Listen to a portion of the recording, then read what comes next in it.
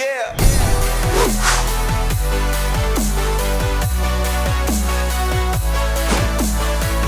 Welcome back to the Gridiron Expert.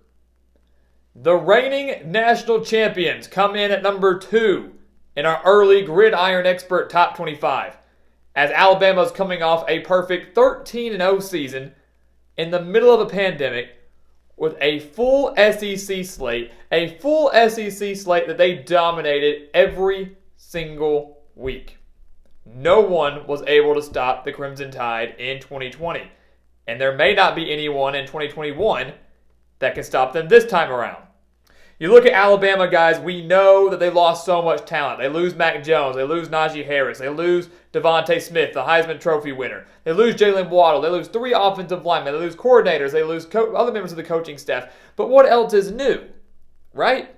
What else is new in Alabama? This happens every single year, and yet they continue to win, and they continue to play at such a high level. Nothing's going to change for Alabama, and there's no reason to expect that something will change for Alabama in 2021.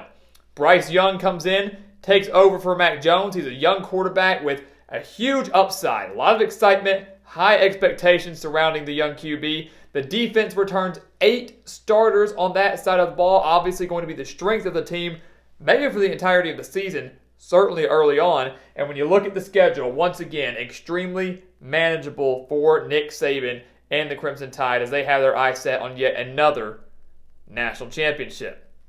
So let's go ahead and take a look at Alabama's schedule here, guys. Again, we're not predicting anything. We're not making any predictions on Alabama's schedule. That will come much later. We're just going to kind of break it down for you and take a look at the FPI here in a little bit. But they open the season against Miami in Atlanta. And that's going to be a really fun game. Potential top 25 game here between the Crimson Tide and the Hurricanes. But a game where Alabama, we would expect, would be heavily favored. Heavily favored against Miami. A team that's not going to be bad at all in 2021. But there is a significant gap between the two, even though Alabama loses so much from last year's national championship winning team. Many might say that's why Miami has a solid chance in this one. Oh, Alabama's still going to be finding their footing on offense. If they struggle there and Miami's defense steps up, this game could be closer than some think. I'm not predicting anything right now, but we've seen how Alabama fares in these opening week games at neutral sites. We've seen how they've done it against Wisconsin, how they've done it against Duke recently. I mean, we've seen it time and time again where they've faced these Power 5 teams at a neutral site in week 1 of the season where everybody thinks there's going to be so many changes and concerns for the team, and Nick Saban's squad comes out there and dominates. It's exactly what they do. Not saying it's going to happen this time around, but I love the matchup. It just might be over by halftime. Just letting it out there. Mercer in week 2, not a big deal. And then we get into Florida in week 3. That's going to be the fun one. This is really, to me, I think could be a bigger test for Alabama than Miami. And this is great for what we, again, I said, a young team. A young team for Alabama, at least on the offensive side of the ball. They travel to the Swamp, a potential sold-out Swamp, and to face Florida, a team they beat by 6 last year, just 52-46 in the SEC championship game. Florida was actually the team that gave Alabama the toughest test in the entire 2020 season. But like Alabama, Florida is missing a lot of key pieces. They lose Kyle Trask. They lose Kyle Pitts. They lose basically their entire wide receiver core. And their defense really wasn't up to par last year. Question whether or not that will be the case in 2021. We'll have more analysis on this game and these teams later on when we do predictions. But you look at the Florida game, guys. It's going to be a great opportunity for Bryce Young to play on his first ever road game, getting his first ever road start. A very hostile environment, and it's an SEC game. This is going to go on your conference records. This is huge for both these teams as they each try to win their respective divisions. Then you get Southern Miss, kind of rounds out the cupcake teams with the exception of New Mexico State, and then they hit the bulk of SEC play.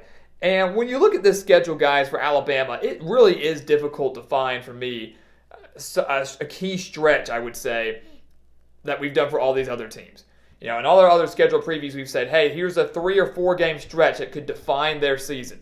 Could either make or break their season. Well, we know with Nick Saban and Alabama, you're not really expecting Alabama to lose maybe more than 1 game, if even 1 game.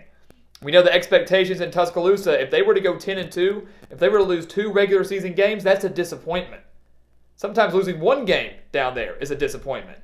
So it's hard to find this one stretch here because the talent gap from Alabama and the majority of the members in the SEC is so wide. It's so huge. But if you had to pick one key stretch, I think it would begin here with Ole Miss and would run through Tennessee. So really the entire month of October, I think, is going to be the most difficult stretch for Alabama.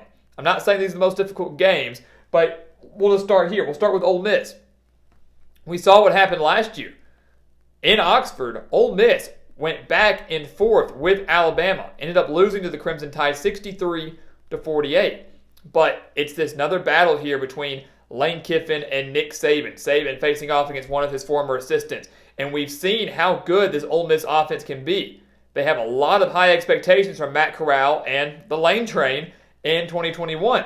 This is an Ole Miss team that I would not be surprised to see go toe-to-toe with Alabama, even though it is at Bryant-Denny Stadium. So this is a tough game. Always interesting when Nick Saban faces off against a former assistant. When you look at what Ole Miss did last year, considering they're going to be another year better and they still have their quarterback returning and maybe their defense has improved a little bit, watch out. This Ole Miss game is sneaky good. And we've seen in the past where Ole Miss is not afraid of the Crimson Tide, and we know that it's not impossible to win in Tuscaloosa. So watch out for that one. At Texas A&M, that's probably the biggest game in this little stretch here. A&M is a top 10 team. They are a legitimate playoff contender. They are a legitimate SEC title contender if they beat Alabama.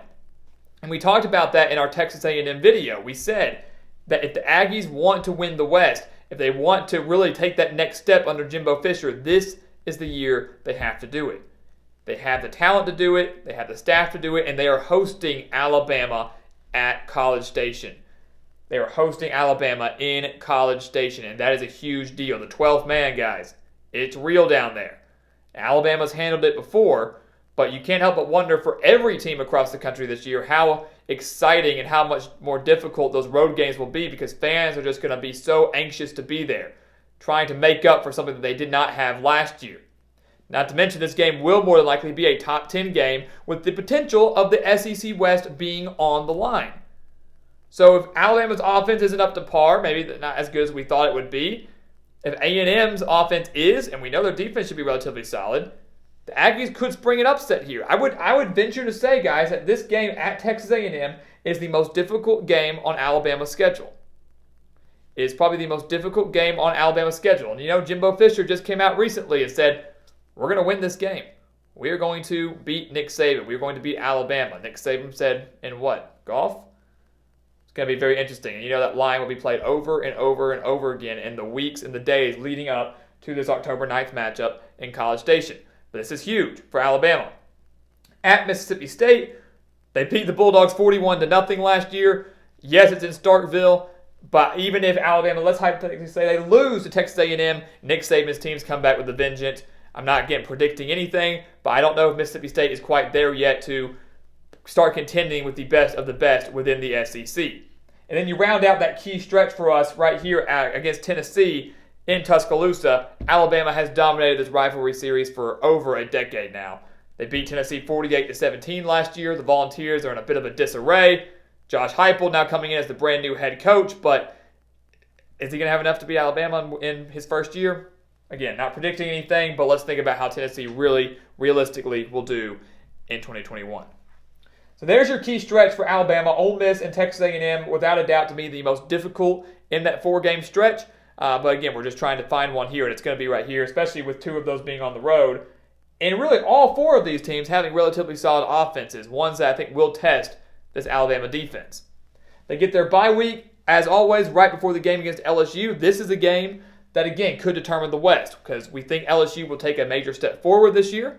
We think they're going to bounce back after a disappointing 2020 season, going just 5-5.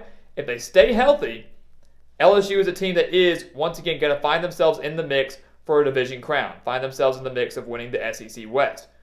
But it's in Tuscaloosa this year. It's not in Baton Rouge. That's the one thing that LSU had going for them last year, but we knew they didn't stand a chance last year against the Crimson Tide. Not saying they don't stand a chance this year, but it's going to be a lot more difficult to win at Alabama than if the Crimson Tide were coming to you. So that really benefits Alabama this year. New Mexico State here, Arkansas there. They beat Arkansas 52-3 last year. Shouldn't be much of a concern for anybody this year. And then at Auburn, or at least Arkansas shouldn't be a big of a concern for Alabama this year. Any fans of Alabama this year, Arkansas will be a little bit better. And then at Auburn in the Iron Bowl, they beat them 42-13 last year. Like Tennessee, dealing with a bunch of changes. Brand new head coach in Brian Harsin. Bo Nix, still just a mediocre quarterback. Are they going to have the talent and really is coaching style and the plays going to be implemented, even though it's the last game of the season, is their style of play going to be fully implemented in year one to even have a chance against the Crimson Tide, despite it being at Auburn? Auburn tends to play better against Alabama when it's at Jordan-Hare Stadium. If you watch the most recent series, the games are a little bit closer at Jordan-Hare Stadium than they are at Bryant-Denny Stadium. So maybe that has something to go for the Tigers there, but again, Auburn's still dealing with a lot of changes, and they're a team that many have predicted already may not even make a bowl game. That would be kind of hard to believe when it's all said and done. The FPI has Alabama going 11-1. Who that loss is to, we don't know. But again, most likely losses, if you had to pick one, would be Florida and Texas A&M. If you had to pick one. Obviously, their cross-division games could have been worse. Could have drawn Georgia again this year. They did not. Florida and Tennessee. Tennessee per usual. But at the Swamp, in College Station, I think those are your toughest games here. And then you've got the Ole Miss game right there. That, again, comes right before Texas A&M. Alabama gets caught looking ahead. Don't sleep on Lane Kiffin and the Rebels to give Alabama one heck of a fight on October 2nd. But again, guys, at the end of the day, this is still a Nick Saban-led team. There's still a lot of talent on this team. The FPI has them at 11-1. They're giving him a 76.3% chance to make the playoff. They're giving the Crimson Tide a 30.8% chance to win the national championship. That is the highest odds of any team in the entire country. 30.8% chance to win the national championship. They might be number 2 on our top 25 right now, but they are still the national championship favorites until proven otherwise. So guys, thank you so much for watching us here at The Gridiron Expert on YouTube. Make sure to continue to like, comment, subscribe, share our videos, and hit that bell to get notifications for every video that we post here, because here in a few weeks, we're starting prediction season. And you're not going to want to miss any single one of those videos. I can promise you that. You're also not going to want to miss out on any of the offers and the content that we have for you down in the description below. Make sure to go give that a look. And once again, guys, as always, thank you so much for watching, and we'll see you next time right here on The Gridiron Expert.